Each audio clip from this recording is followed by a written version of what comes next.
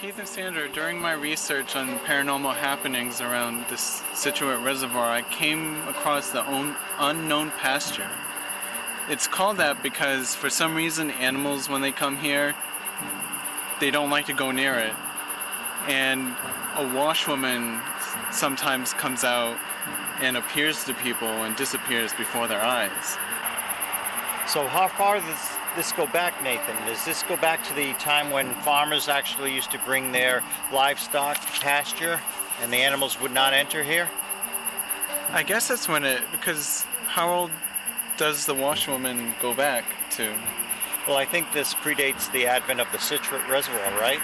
Because this is all watershed property now. Yeah. So it would have to.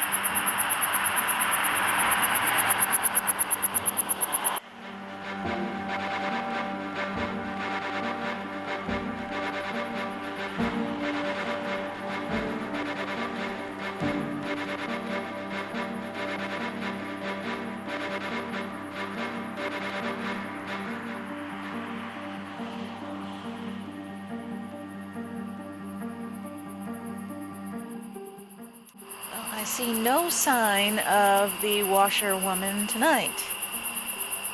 Maybe if you were walking alone here at night, you might. And most of this was pasture land anyway. Well, grazing. I was reading that back in probably the 1870s when Rhode Island was at its peak agricultural usage, the forest cover in the state was only down to 25%. That means 75% of the land in the state was cleared of the original forest. You see a lot more forest today than you did back then. Well, yeah, this is all overgrowth. You know, after the advent of the Scituate reservoir, after this was all sanctioned off as watershed property. Yeah. So this is all second growth. Yeah, you can see none of the trees that are out there are more than 30 years old or so.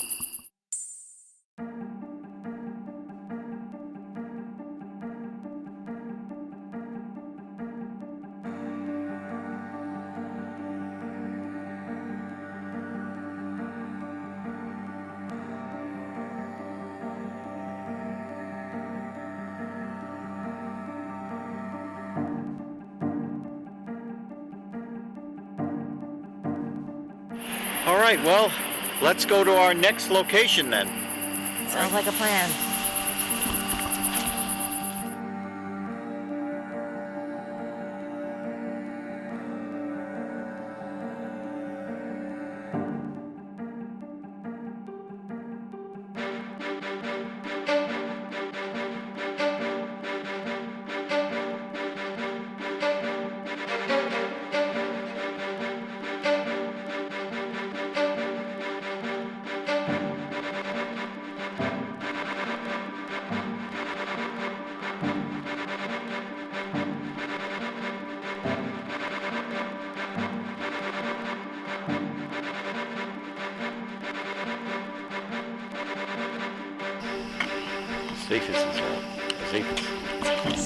Zephys.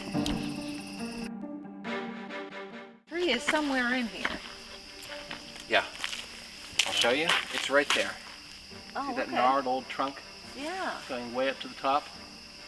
A tree that old, back when the land was clear, it would have had branches going out in all directions, like you see a tree growing in somebody's yard in the middle of a farm field. But since this has been abandoned as an agricultural field, obviously you can see all the trees around it are much younger. So what happens when a tree gets that old and has younger trees grow up around it, the younger trees start to shade out the lower branches, and then the tree ends up abandoning them, they die, and they eventually rot and fall off. So even though this tree is very, very old, and it used to be very, very wide according to stories, it's now pretty much just a straight up and down tree in the middle of a much younger forest.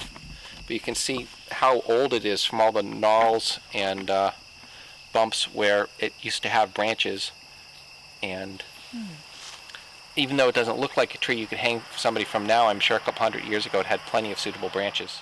So that's the hanging tree, Nathan. What do you know about this place now that we've seen it?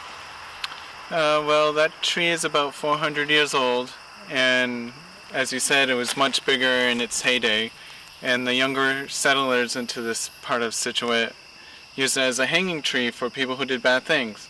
So behave. Okay. One has to wonder how many victims wound up doing a Spandau ballet off the branches of that tree in years past.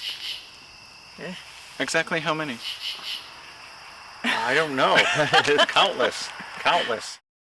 Given that you said people were hanged here, does anybody say anything about it being haunted? Yes, some people see forms hanging from the tree, and some people on occasion hear voices in this area. Well, it should be interesting to listen to our audio devices when we get back, see if we pick up anything ourselves. Is there any documentation or any people alive today that claim to have had this experience here? I'm sure there are, but you probably have to ask around the local townsfolk to find out anything, or go research the Scituate Library.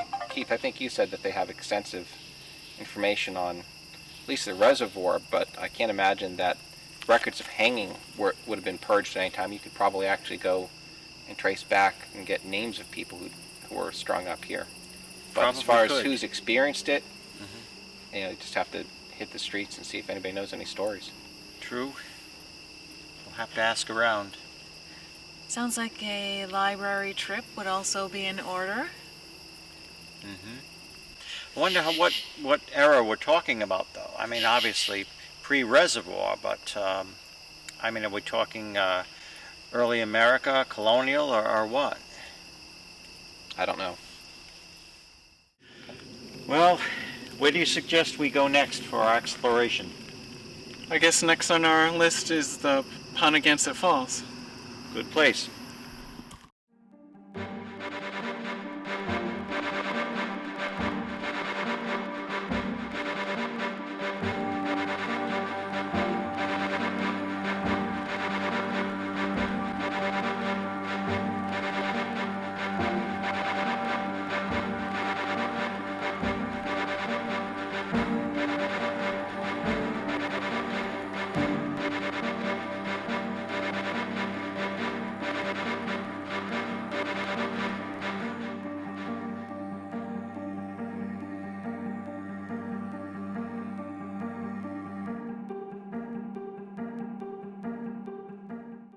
Keith, what do you know about this location? Well, this is the site of Ponagansett Falls. Up the road there used to be a village called Bettyville, mill village. That is no longer there, hasn't been there for many years.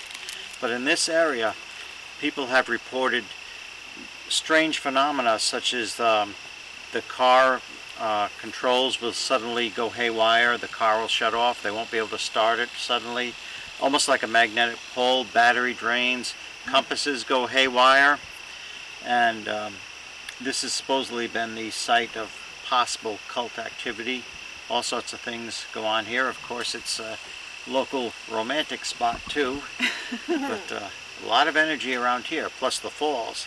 The falls gives it a lot of energy. There's a lot of power in the air. The atmosphere is actually energized. You can even feel it. So would you attribute to the goings-on about here, the paranormal happenings, as being connected to the water, to the falls, and the energy that's generated? I certainly think that's an energy source that helps generate it. I think it derives power, and that's what kind of fuels the activity here, what people experience. It can be a very unnerving spot when you're alone here at night too. I wouldn't recommend anybody being alone here at night. Right. And you mentioned cult activity as well. Would you say that sort of the chicken and the egg here, the cult activity created sort of an atmosphere that's drawing in paranormal energy?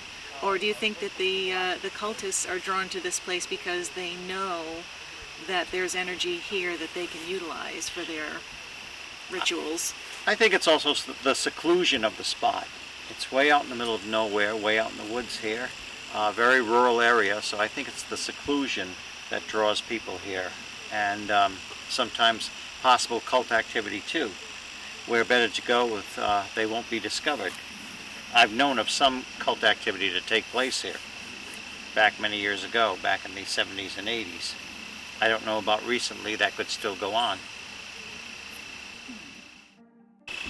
Okay, this is rather frustrating. I mean, every location that we visit in Scituate and nearby is very quiet when we get there. Then we try to film, and it's just like constant traffic. And now we arrive here, and this is just such an out-of-the-way place, and usually very quiet, and no one goes here. And now we have a biker party. I'm not sure how to describe it. Well, a gathering A anyway. gathering. But yeah, this is a hopping place tonight, all over Scituate. Like Janine was saying, something seems to be working against us filming tonight. Yeah, It does this seem place that is way. very, very popular. Know what it is? We're popular. The crowds are coming to see us. I think so. I think they're already The onto us. attractive crowd. Hey, well, since we're in the area, let's go stop by Barden Cemetery. Sounds like a plan.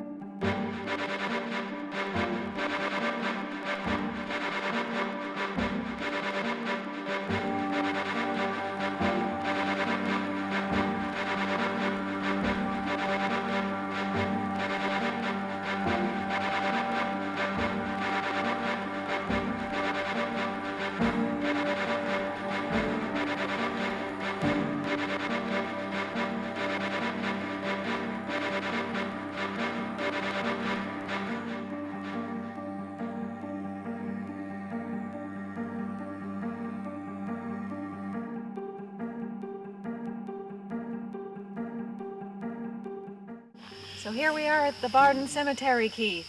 What can you tell us about this place? Well, a lot of prominent people in Scituate buried here. Barden is a very, very prominent name in the town of Scituate. Goes back many, many years, and there are still Bardens today, of course, that populate Scituate. Many famous town folk are buried here, and there has been reported cult activity taking place here over the years. In fact, at one time there was an incredible amount of damage here. Stones toppled over, just incredible damage. And there was even a reward out for the information leading to the perpetrators. Fortunately, this has been repaired over the years. So it's a beautiful, beautiful cemetery, especially in the daytime. When we investigate a cemetery location, those are the cemeteries where we seem to pick up the most evidence. Yes. Have you yourself actually picked up anything here? Any EVP or any visual? I have not. I have not experienced anything paranormal here in this area. Yet it's reported that people do feel almost like a time slip here. They feel their equilibrium is affected. They feel unbalanced, almost as if they're being pulled by some magnetic force. And as I mentioned, cars will suddenly go haywire, electrical equipment, even compasses. And it may have something to do with the nearby falls over here, Pontigansett Falls, directly across the Barden Reservoir. But this is a beautiful, beautiful place at night or in the daytime. And I hope that kind of vandalism or cult activity never takes place here again. But as you can see, it is isolated, so yeah. Yeah, not a street light in sight. It's very dark. It's every reason to believe that if we had somebody who was unusually sensitive here, they may be picking up on things simply because of the magnetic pull that people report experiencing here. You know a lot about that, temporal lobe epilepsy. I wonder if people are affected in that way sometimes. Well, I suppose that's possible if the EM field was strong enough. Nathan, Valerie, either of you feel anything here? No, it seems kind of It has like a Dark Shadows vibe, I think. But it seems like really That's a good nice way to put here. it. But as far as like that temporal, don't you have to? I think don't you have to actually have temporal lobe epilepsy to have an episode of it? It can't just be that if the EMFs are really high, you can have like a. Actually, the research shows that if the EM field is strong enough, it will create the same condition in the brain as temporal lobe epilepsy.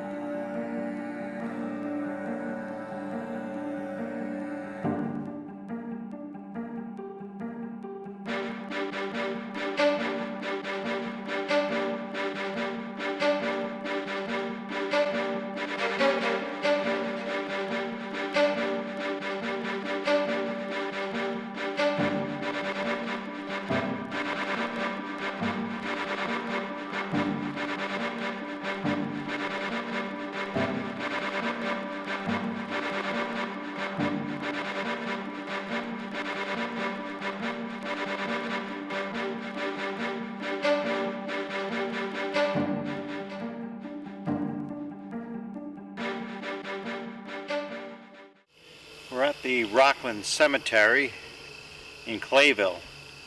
Now, of course, when different sections of Scituate were actually raised and covered over for the advent of the Scituate Reservoir, a lot of the historical cemeteries had to be relocated. Many of them were relocated actually in this spot. Now, of course, this is the new Rockland Cemetery. When the section of the Scituate village of Rockland was destroyed because of the Scituate Reservoir, many of the cemeteries had to be relocated right into this area. And you've been doing some reading up on that, Nathan? Yes, about 1,500 bodies were total in all the cemeteries in the villages of Scituate. People were interred on this very ground from those cemeteries. And even the bodies that didn't have markers were relocated here, and they tried to place them the same space they did in the old cemeteries. Mm-hmm. Well, Sam Turtelot, who was one of the chief engineers of the Scituate Reservoir, he reported relocating some of the bodies. Some of them, of course, if there were relatives still living, the law was the casket had to be opened for reviewing. And some of these bodies appeared perfectly intact, as if they had just been buried, as if they were sleeping. And of course, once the fresh air hit them, they dissolved very, very rapidly. They began crumbling.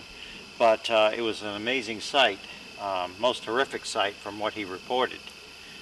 Now, of course, there's the mound up there, top of the cemetery there. That's probably just a natural hillside, although I believe there's been some speculation that that may actually be an Indian burial mound. Did you read about that, Nate? Yes, I came across that information. And one other thing about the bodies in the cemetery, they're all faced away from the mound. And that's not traditional way back when. They used to face the east. Mm-hmm.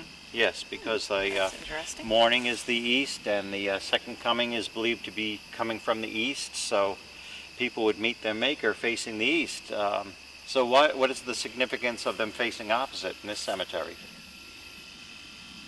That's a good I question. don't know. Maybe because they thought the mound was sacred to early inhabitants. That's the only reason I would. I'm going to take a quick trip up there, to the top of the mound.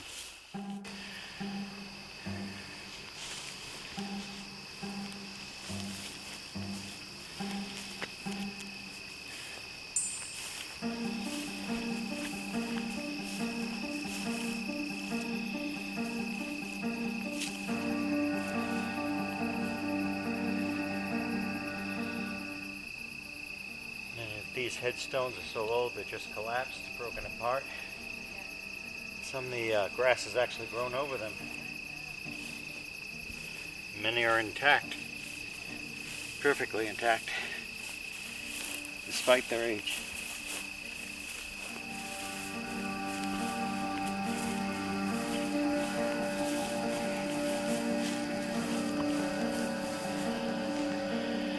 There has been some speculation that some who are buried here are restless because their graves have been unearthed and removed to here. However, I personally believe it's all consecrated ground. I believe the spirits here rest in peace. My personal belief.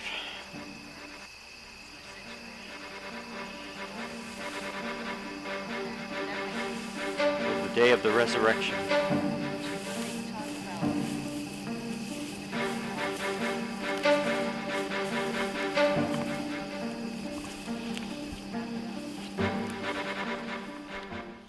So Nathan, is there anything else that you can tell us about this place? Some people feel it's not haunted, but others believe otherwise. And I think if it is haunted, I think the people buried here are probably not happy with the move, or they're looking for familiar land or loved ones because they might be slightly confused on what happened. Right. I think that would apply to this, basically this whole general area. You know, the fact that everything was uprooted, live people, and cemeteries, whole cemeteries had to be relocated, and I think all of that upheaval just gave this whole area a strange energy and created these pockets of paranormal abnormality. Okay, well, I think we're done here for the evening. Has everybody agreed? Let's move on to our next location. Let's keep on trucking. All right. Well put, Nathan.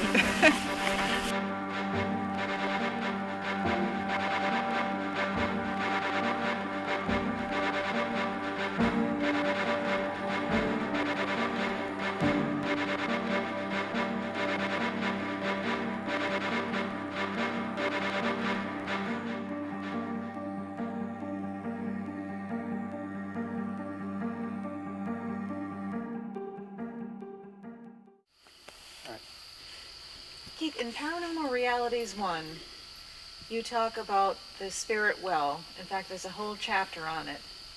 Well, we're here in the area that the spirit well is supposed to be located in. What exactly is it? There's an old legend that many years ago, 2 children drowned in a well, and on moonlit nights you can still hear their mother crying for her lost children. Now, I don't know if that's ever been verified. To my knowledge, nobody's ever been able to find the exact well, but of course there could have been many, many wells around here in ages past. There have been people who claim that when they drive down here, they actually see children jumping out from the sides of the woods and looking like they're screaming at them, like they're crazed. They've seen them all the way along here. These are reports that I've heard recounted to me, that people have actually seen them. On moonlit nights, I don't know of anybody who's actually heard the mother crying for her children. I have talked to people who claim to have seen these children all crawling around here and screaming at night. But I mean, there have been many times in my my teenage years, my younger years, when my friends and I would walk along here. We'd actually hear things in the woods. I mean, they could have been animals, could have been anything counting for that. It's just when you start talking about them, then you'd start hearing these things. And your imagination can run wild with you here. But it is a reputedly haunted location here. We've got the old Potterville Community House here, and former schoolhouse as well. It's a beautiful old building, an old establishment. Hasn't been in use for many years, to my knowledge. It's been abandoned for quite some time, but it is a historic landmark, so it's been preserved all these years. We're glad to have this here. I don't know if anybody's experienced things there, but would anybody like to look in the window and see what they see? Not me. I think the windows are a little bit high. Interesting that each entrance has its own little, like mudroom. Maybe that was for keep the heat in way back when. Voices of the night echoed by the winds of The time. black. I don't feel like he was a nice person. He might have been a schoolmaster of some kind, but he didn't really like children.